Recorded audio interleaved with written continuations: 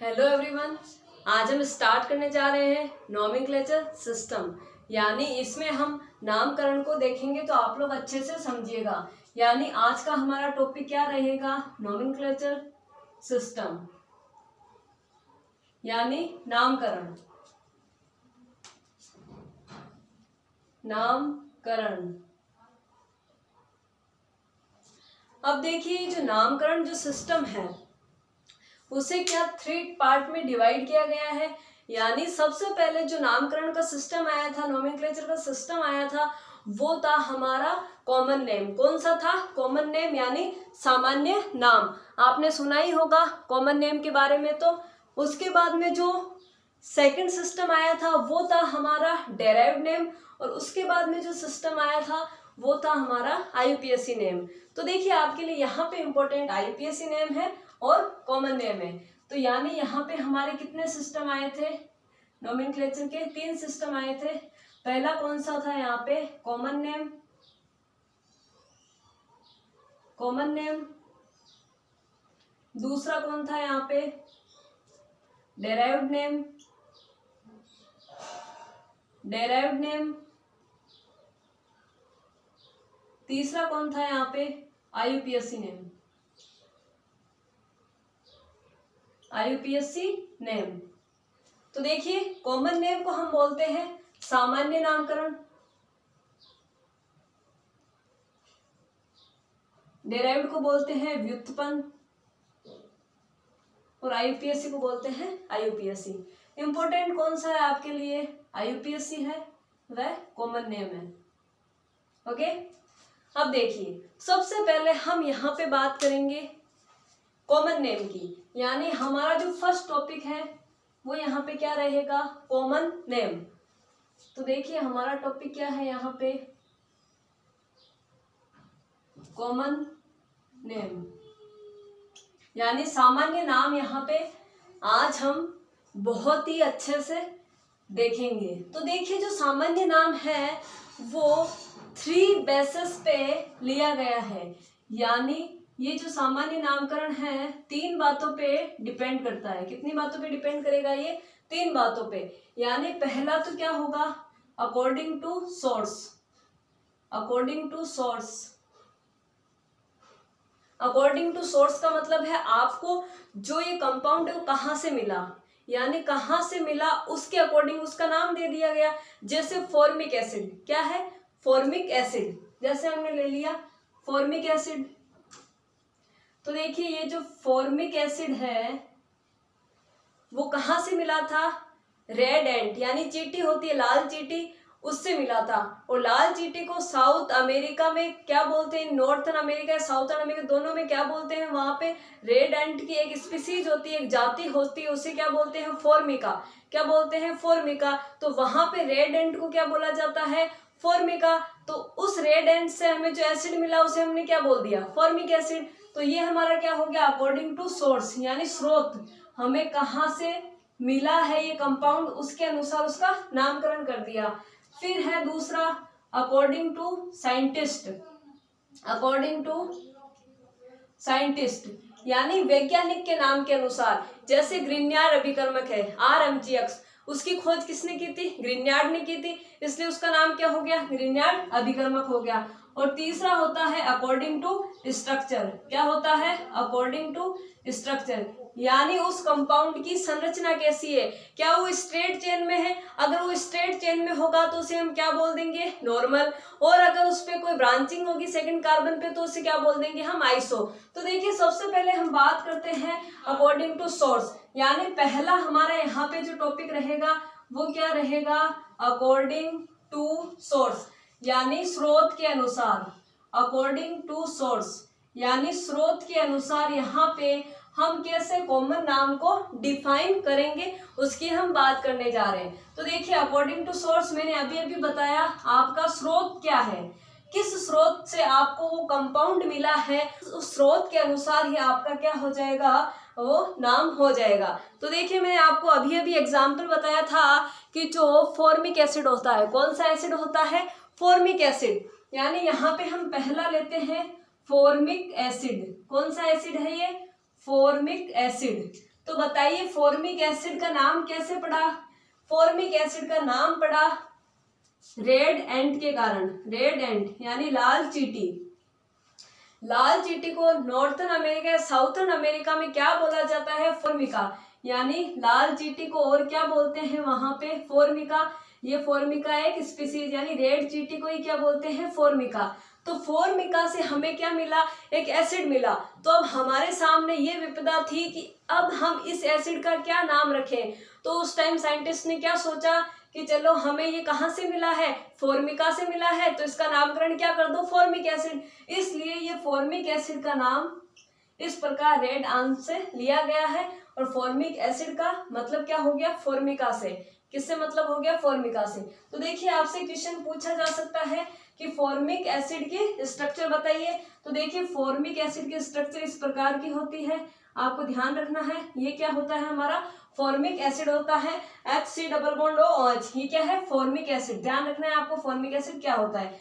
अब देखिए यहाँ पे अकॉर्डिंग टू सोर्स यानी किस स्रोत से मिला उसके अनुसार यहाँ पे हमारा दूसरा जो एग्जाम्पल है, दूसरा जो यहाँ पे हमारा एग्जाम्पल हो जाएगा वो हो जाएगा एसिटिक एसिड। क्या हो जाएगा? Acetic acid. देखिए जो एसिटिक एसिड है वो भी स्रोत के अनुसार ही नाम रखा गया है। और ये किसके अकॉर्डिंग रखा गया है? ये जो एसिटिक एसिड है हमें कहाँ से मिला था? विनेगर से मिला था। किससे? विनेगर से। और विनेगर को हम क्या बोलते हैं? एसिटम। क्या बोलते हैं? एसिटम। यानी यहाँ पे हमारा सोर्स क्या हो गया? विनेगर। विनेगर। और विनेगर को क्या बोला जाता है? एसिटम। क्या बोला जाता है? एसिटम। तो हमें एसिटिक एसिड एसिटम से मिला। एसिटम से मिलने के कारण इसका नाम क्या हो गया? एसिटिक एसिड हो गया। अब यहाँ पे बात आती है कि इसका फॉर्मूला क्या होगा। तो देखिए इसका फॉर्मूला होता है CH3C डबल बॉन्ड OH।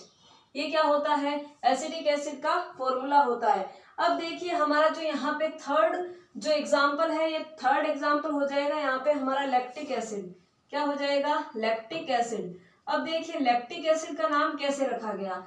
देखिए लैक्टिक एसिड हमें कहाँ से मिलता है? मिल्क से मिलता है, दूध से मिलता है। तो मिल्क से मिलने के कारण, मिल्क से लैक्टिक एसिड मिलने के कारण इसे क्या बोल दिया? Lactic acid. क्योंकि मिल्क को क्या बोला जाता है? लैक्टम। क्या होता है? मिल्क। लैक्टम। तो लैक्टम क्या हो गया? मिल्क हो गया। तो लैक्टम नाम की वजह से क्या नाम पड़ गया? लैक्टिक एसिड नाम पड़ गया। तो यहाँ पे आपको ये भी ध्यान रखना है। अब इम्पोर्टेंट बात यह है कि लैक्टिक एसिड की स्ट्रक्चर क्या होती है। तो लैक्टिक एसिड कुछ इस प्रकार का कंपाउंड होता है। तो ये आपका क्या हो गया? लैक्टिक एसिड हो गया। आपको ध्यान रखना है। अब हमारा यहाँ पे फोर्थ एग्जाम्पल आता है टार्ट्रिक एसिड। क्या आता है? Tartaric acid. तो देखिए जो टार्ट्रिक एसिड होता है वो किससे मिलता है? हमें यहाँ पे टर्मेरिन से मिलता है। यानी यहाँ पे ये खट्टे पदार्थों यानी इमली जैसे पदार्थों से मिलता है, इसलिए इसका नाम क्या हो गया? Tartaric acid. यानी यहाँ पे टार्ट्रिक एसिड हमें कहाँ से मिला है? टेमेरिन से मिला है। तो टेमेरिन नाम होने की वजह से इसका नाम क्या पड़ गया? टार्ट्रिक एसिड नाम पड़ गया। अब यहाँ पे इंपॉर्टेंट बात आती है कि इसके स्ट्रक्चर क्या होगी। तो देखिए इसकी स्ट्रक्चर कुछ इस प्रकार की होती है।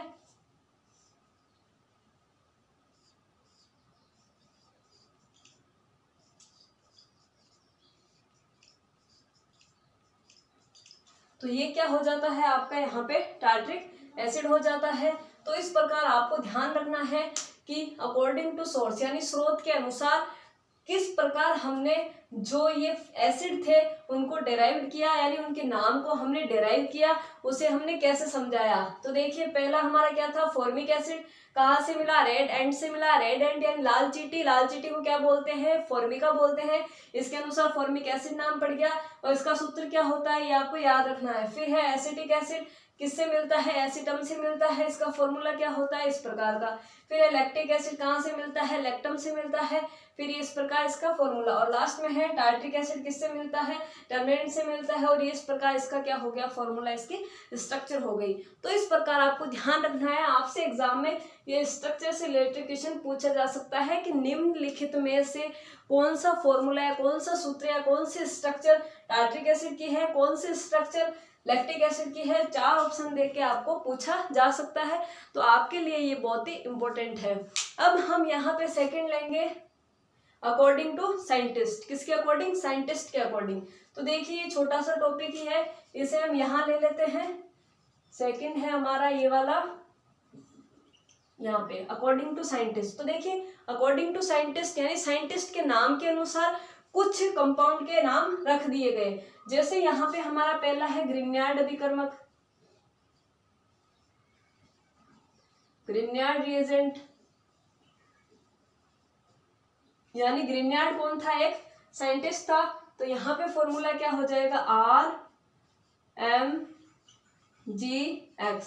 तो ये क्या हो गया? ग्रिग्नार्ड अभिकर्मक हो गया, यानी साइंटिस्ट के नेम के अकॉर्डिंग। फिर दूसरा आता है गिलमान रिएजेंट। दूसरा कौन सा आता है? गिलमान अभिकर्मक, गिलमान रिएजेंट। तो ये हो जाता है हमारे इसका फॉर्मूला R2CuLi।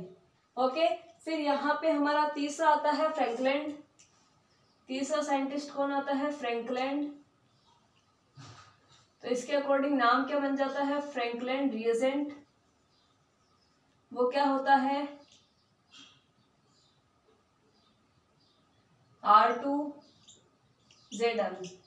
तो इस प्रकार आपका क्या हो जाता है?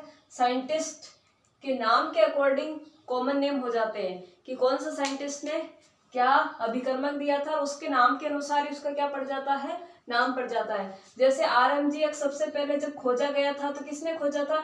ग्रिग्नार्ड नाम के साइंटिस्ट ने खोजा था। तो अब ग्रिग्नार्ड नाम का साइंटिस्ट जब इसे डिस्कवर कर रहा था तो उसके सामने विपदा आई थी कि यहाँ पे इसका नाम क्या रखें।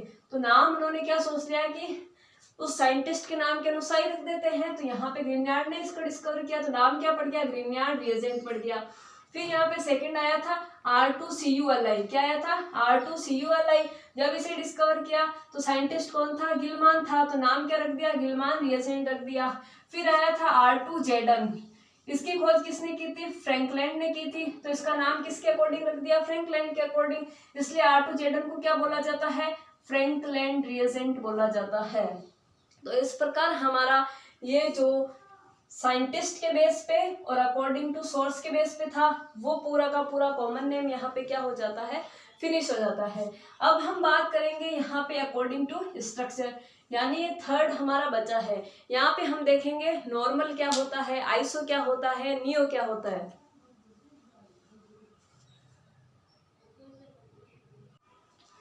तो देखिए स्टूडेंट्स, अब हम स्टार्ट करने जा रहे हैं on the basis of structure common name, यानी अब हम तीसरा टाइप ले रहे हैं ऑन द बेसिस ऑफ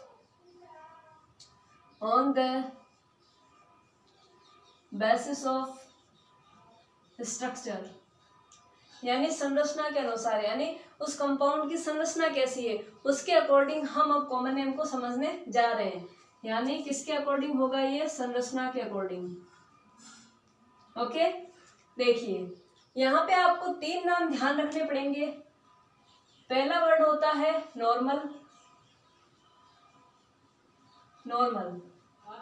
यानी जिसे हम एन से डिनोट करते हैं। किससे डिनोट करते हैं? एन से। दूसरा नाम होता है यहाँ पे आइसो, और तीसरा जो वर्ड होता है वो होता है यहाँ पे नियो।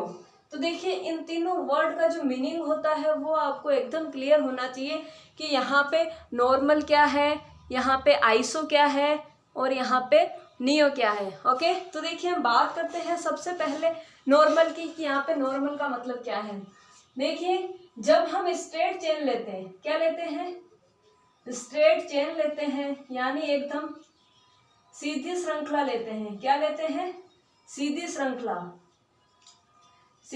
श्रृंखला। तब हम किसका यूज करेंगे?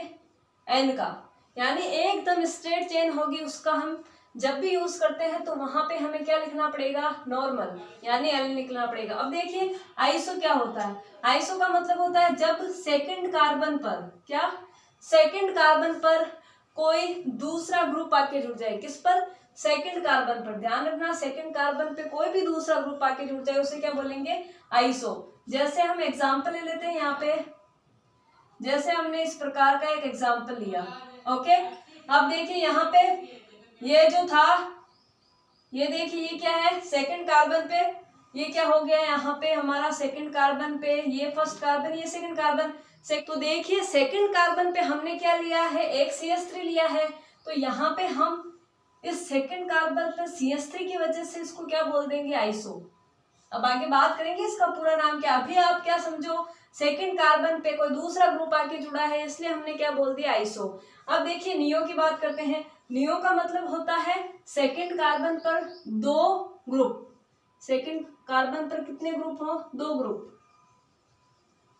तो वो क्या हो जाएगा, नियो हो जाएगा। जैसे एग्जांपल लिया हमने CH3C, CH3, CH3, CH3। तो देखिए यहाँ पे ये एक स्ट्रेट चेन थी, इसमें ये सेकंड कार्बन था और सेकंड कार्बन पे कितने ग्रुप हैं, दो ग्रुप हैं। तो दो ग्रुप होने की वजह से हमने इसको क्या बोल दिया, नियो। क्या बोल दिया, नियो।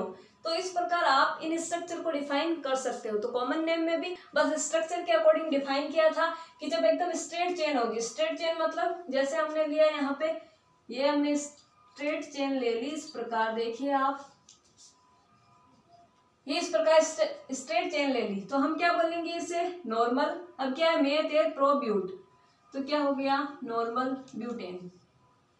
आगे आपको समझ में। अब देखिए हम नेमिंग करने से पहले कुछ जो वर्ड यानी जो मीनिंग होते हैं, C1 कार्बन क्या होता है, C2 कार्बन क्या होता है, उनको हम क्या बोलेंगे, अब उसकी बात कर लेते हैं। ये तो आपको समझ में आ गया पूरा कॉमन नेम कैसे कैसे टाइप में डिवाइड था।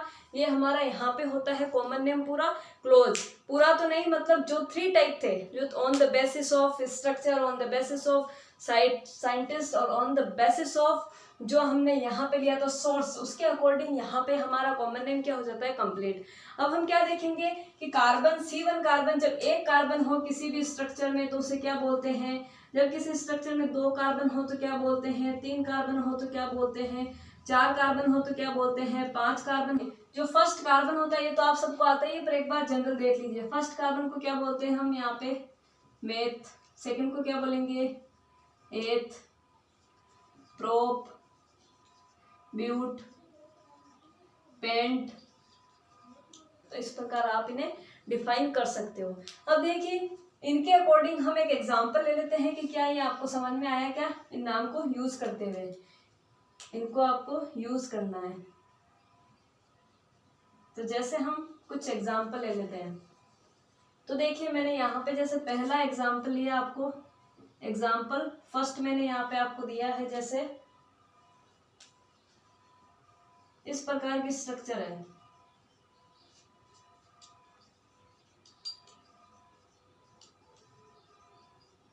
तो आपको बताना है कि इसका नाम क्या होगा। तो देखिए इसका नाम क्या होगा, ये फर्स्ट कार्बन, ये सेकंड कार्बन, ये थर्ड, ये फोर्थ, ये फिफ्थ। तो 5 कार्बन, 5 कार्बन को क्या बोलते हैं, पेंट। क्या बोलते हैं, पेंट। अब ये क्या है, एक सीधी श्रृंखला है, स्ट्रेट चेन है, तो क्या बोलेंगे, एन पेंटेन। क्या बोलेंगे, एन पेंटेन। तो इस प्रकार हमने क्या कर लिया, नामकरण कर लिया। फिर तो देखिए स्टूडेंट्स, अब हम चलते हैं फाइनली कॉमन नेमिंग की तरफ, यानी जो कॉमन नामकरण है वो हम किस प्रकार कर सकते हैं। तो देखिए जो कॉमन नेमिंग होती है उसमें हमें क्या करना पड़ता है, रेडिकल नेम का ध्यान रखना पड़ता है। किसका, रेडिकल नेम का, radical name plus suffix,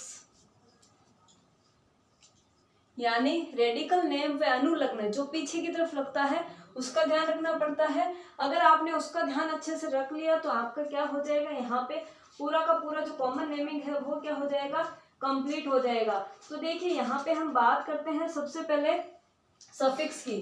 suffix तो आपको बहुत ही इजी लगेगा। देखिए क्या है यहाँ पे, सफिक्स यानी अनुलग्न, सफिक्स यानी अनुलग्न जो पीछे की तरफ लगता है किसी भी वर्ड रूट के। तो देखिए यहाँ पे जो अनुलग्न होगा वो किस प्रकार होगा, अगर आपको आंच दिया हुआ है तो आपको क्या बोलना है, एल्कोहल। क्या बोलना है, एल्कोहल बोलना है, ध्यान रखना है। अगर आपको NH2 दिया हुआ है, क्या दिया हुआ है, NH2, तो आपको क्या बोलना है, उसे एमीन बोलना है। क्या बोलना है, एमीन बोलना है।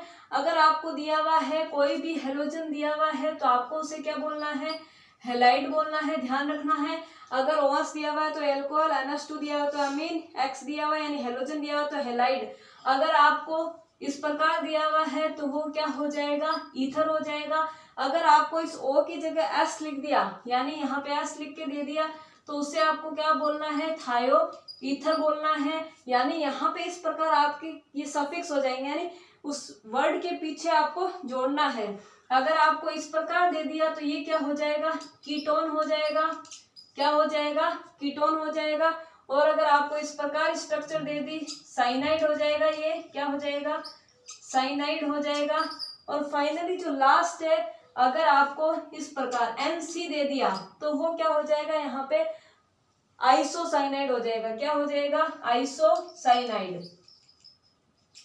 तो देखिए इस प्रकार आपको इन सफिक्स को ध्यान रखना है कि कहाँ पे कौन सा सफिक्स है जो यूज होने वाला है। तो देखिए सबसे पहले हम बात करते हैं रेडिकल नेम की। देखिए सफिक्स तो हमारा हो गया, ये नाम है, अगर इनमें से कोई भी दिख जाए तो ये वाला नाम यूज करना है, इसमें कोई भी लफड़ा नहीं है। मेन काम क्या है, रेडिकल नेम की। तो देखिए रेडिकल नेम हम कैसे निकालेंगे, जैसे देखिए मेरे पास है CS2 सॉरी मेरे पास क्या है, CS3 है।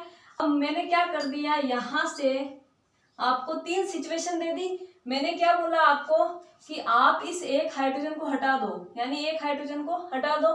फिर मैंने बोला आप 2 हाइड्रोजन को हटा दो।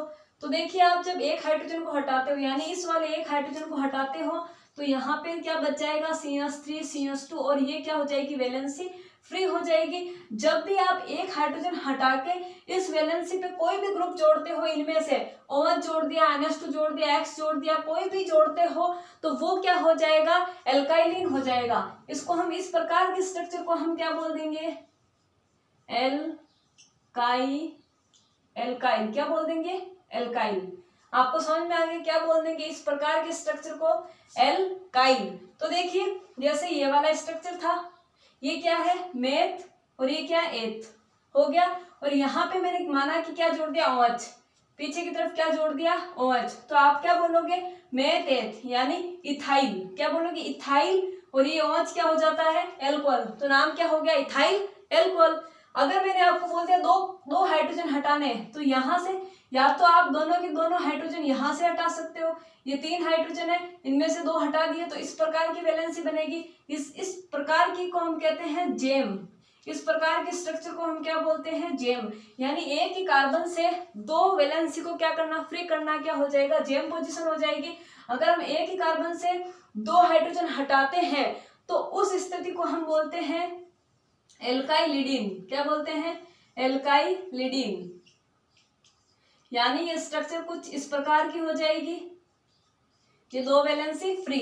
अब देखिए यहाँ इन दोनों वैलेंसी जो फ्री हुई है उस पे आप या तो क्लोरीन जोड़ सकते हो, या यहाँ पे आप OH जोड़ सकते हो, या एमीन जोड़ सकते हो। अगर आपने मान लिया इस प्रकार क्लोरीन जोड़ा, तो अब इसका नाम क्या होगा। तो देखिए ये एक कार्बन, ये एक दूसरा कार्बन, तो कितने कार्बन हो गए, 2 कार्बन को क्या बोलेंगे, एथ, मेथ एथ हो गया। अब देखिए मैंने क्या बोला, यूज क्या करना है नाम, इडीन, एल्काइलिडीन। तो क्या करना है, एथाइलिडीन। क्या यूज करना है, एथाइलिडीन। और ये क्या है, क्लोरीन है। कितने क्लोरीन है, 2 क्लोरीन है। तो क्या हो जाएगा, एथाइलिडीन डाइक्लोरीन। क्या हो जाएगा, एथाइलिडीन डाइक्लोरीन। अगर माना मैंने कहा कि जरूरी नहीं दोनों हाइड्रोजन आप यहीं से हटाओ, आप एक हाइड्रोजन यहाँ से हटा दो, एक हाइड्रोजन यहाँ से हटा दो, यानी अभी भी हमें 2 हाइड्रोजन ही हटाने हैं, बट यहाँ पे विसिनिल पोजीशन से हटाना है, यानी विस पोजीशन से हटाना है। यानी एक यहाँ से हटा दो, एक यहाँ से हटा दो। तो देखिए स्ट्रक्चर कुछ इस प्रकार की बनेगी। मैंने ऐसे लिख दिया आपके पास, ये देखिए ये 2 वैलेंसी आपके पास क्या हो गई, फ्री हो गई। तो अब आप क्या करोगे, यहाँ पे चाहो तो OH जोड़ दो, या यहाँ पे क्लोरीन जोड़ दो, कुछ भी जोड़ सकते हो। तो जैसे ये स्ट्रक्चर बनी, तो अब है कि इसका नाम क्या होगा। तो जैसे हमने इसको एल्काइल बोला, इसको एल्काइलिडीन बोला, इसे हम क्या बोलेंगे, एल्काइलिन। क्या बोलेंगे, इसको क्या बोलेंगे, एल्काइलिन, एल्काइलिन। अब क्या है, 2 एल्कोहल आ गए, और ये क्या है, मेथ एथ। तो क्या होगा, एथाइलिन। क्या होगा, एथाइलिन डाई एल्कोहल। तो क्या नाम होगा, एथाइलिन डाई एल्कोहल। तो इस प्रकार बहुत ही इजी वे में आप क्या कर सकते हो, यहाँ पे नामकरण कर सकते हो। तो देखिए जैसे ये तो हमने लिया एथेन का 2 कार्बन का, अब हम लेते हैं 3 कार्बन यानी प्रोपेन की स्ट्रक्चर लेते हैं। देखिए ये आपके पास क्या था, प्रोपेन था, ठीक है। अब आपको क्या करना है यहाँ से, अभी क्या है, एन प्रोपेन है, एन प्रोपेन है, सिंगल क्या है, स्ट्रक्चर है, इसलिए क्या हो गई हमारी यहाँ पे एन प्रोपेन हो गई। अब देखिए यहाँ से मैंने आपको बोला कि एक हाइड्रोजन को हटाओ, माना आपने इस हाइड्रोजन को हटा दिया तो ये स्ट्रक्चर क्या बनेगी, CH3 CH2 है यहाँ पे, CH3 CH2 और ये क्या हो गया यहाँ पे CH2, तो एक वैलेंसी क्या हो गई, ये फ्री हो गई, तो इसे क्या बोलोगे, एन प्रोपिल होगा, तो ये एल्किल ही, लेकिन साथ में क्या आएगा, एन, तो ये क्या हो जाएगा फाइनली एन प्रोपिल हो जाएगा। जैसे अगर मैंने बोला आपको कि 2 हाइड्रोजन हटाने, मान लिया आपने दोनों हाइड्रोजन यहीं से हटा दिया, इस प्रकार वैलेंसी फ्री हो गई, तो इसे भी क्या बोल दोगे आप, एल्काइलिडीन, लेकिन यहाँ पे क्या होगा, प्रोपाइलिडीन, इस प्रकार क्या हो जाएगा, प्रोपाइलिडीन। अगर मैंने आपको बोल दिया 2 हाइड्रोजन हटाना है तो आप यहाँ से भी हटा सकते हो, यहाँ पे भी हटा सकते हो। अगर मैंने बोला कि यहाँ पे इसी कार्बन से दोनों हटाने हैं तो आप यहाँ से भी हटा सकते हो। अगर आप ओनली एक कार्बन यहाँ से हटाते हो तो क्या हो जाएगा, ये आइसो हो जाएगा, और दोनों यहाँ से हटाओगे तो क्या हो जाएगा, नियो हो जाएगा, जो मैंने आपको पहले बता दिया कि आइसो और नियो कैसे हम बना सकते हैं।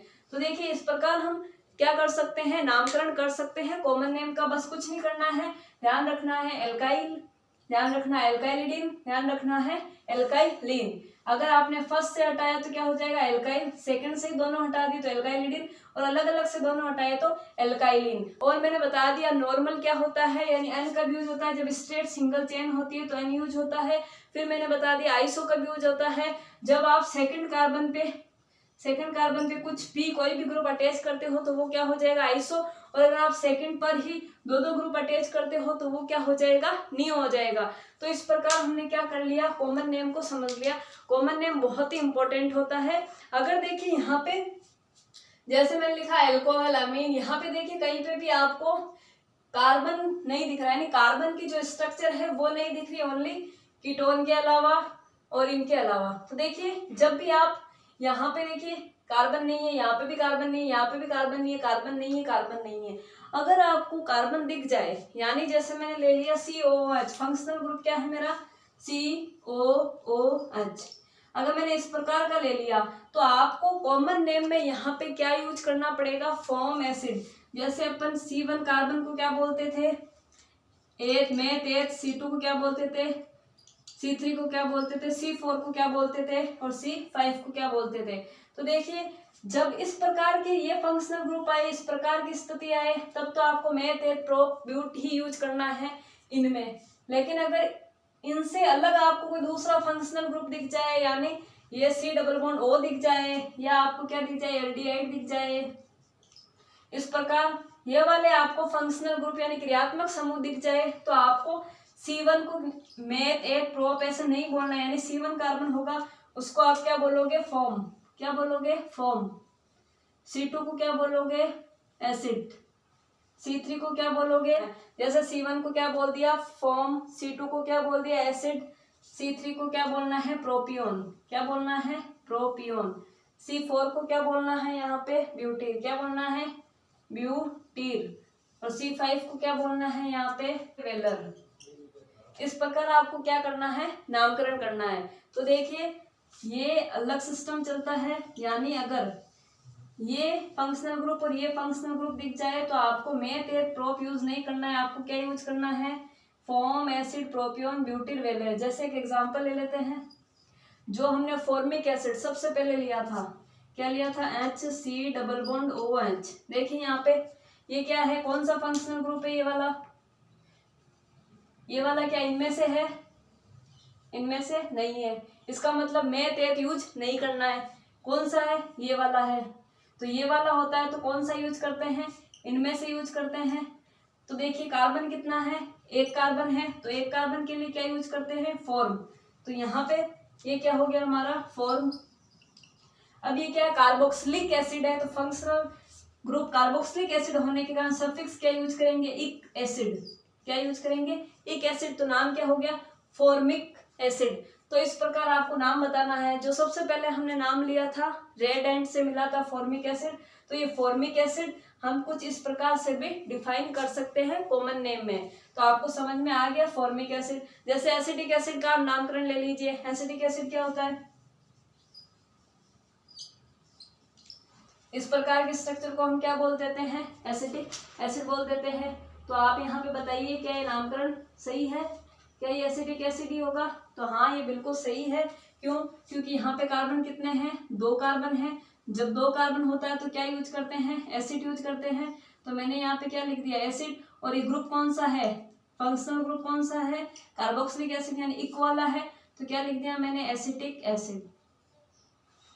तो इस प्रकार आप नामकरण कर सकते हो। बस ध्यान ये रखना है कि ये फंक्शनल ग्रुप आ जाए तो मेथ एथ प्रोप इस प्रकार को चलेगा, और अगर ये फंक्शनल ग्रुप आ गए तो मेथ एथ प्रोप की जगह फॉर्म एसिड प्रोपिन ब्यूटीरोल वेलेट चलेगा, और इस प्रकार आपको नामकरण करना है।